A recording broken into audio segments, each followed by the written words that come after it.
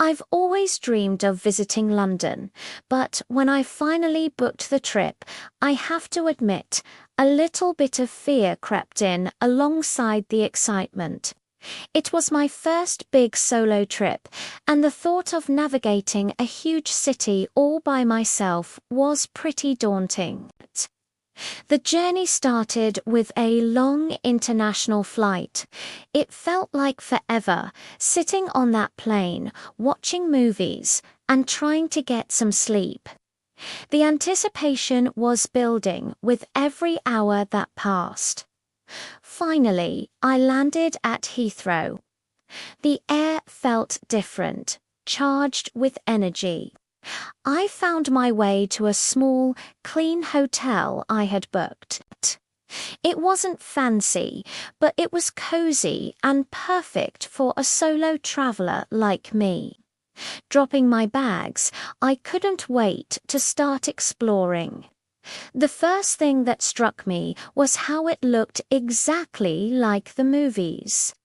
The iconic red double-decker buses were everywhere, zipping through the streets, and the classic black taxis were lined up, ready to take people on their way.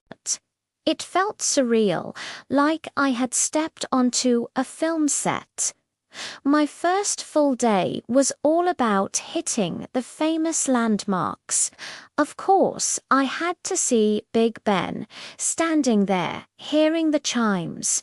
It was a moment I'll never forget. Then I headed over to the London Eye. The queue was long, but it was absolutely worth the wait. As my capsule slowly rose into the sky, the whole city unfolded beneath me. I could see the River Thames winding its way through the urban landscape, the Houses of Parliament and countless other buildings stretching out to the horizon. The view was just breathtaking. It gave me a real sense of the scale and beauty of London. One of the best things about London is that so many of its world-class museums are free to enter. I spent a whole afternoon wandering through the British Museum, amazed by artifacts from all over the world. Like the Rosetta Stone, I also visited the Natural History Museum, which was just as impressive with its giant dinosaur skeletons. It was incredible to learn so much about British history and world cultures without spending a penny.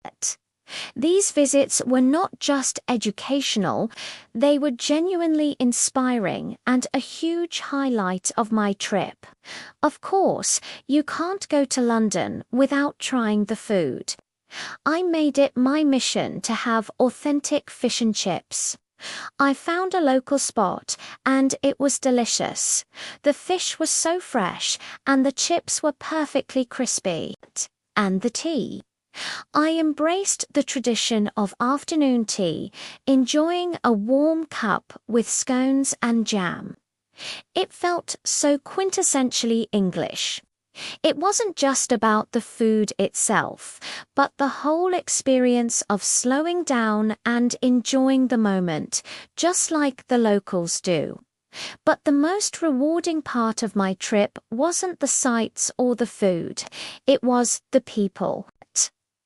I was a bit shy about my English at first, but everyone I met was so kind and patient. From asking for directions to chatting with shopkeepers, every conversation helped me gain more confidence. I realized my English was better than I thought, and talking to people made the city feel less intimidating and more like a friendly, welcoming place. It was a huge personal victory for me. When it was time to go home, I felt a mix of sadness and gratitude. I was leaving with a suitcase full of souvenirs, but more importantly, a heart full of happy memories. The trip wasn't just a vacation, it was a journey of self-discovery. I pushed myself out of my comfort zone, improved my English, and saw a part of the world I'd only ever dreamed of. London. You were amazing, and I know I'll be back someday. Thanks for watching, and I hope this inspires you to take your own adventure. Don't forget to like and subscribe for more travel stories.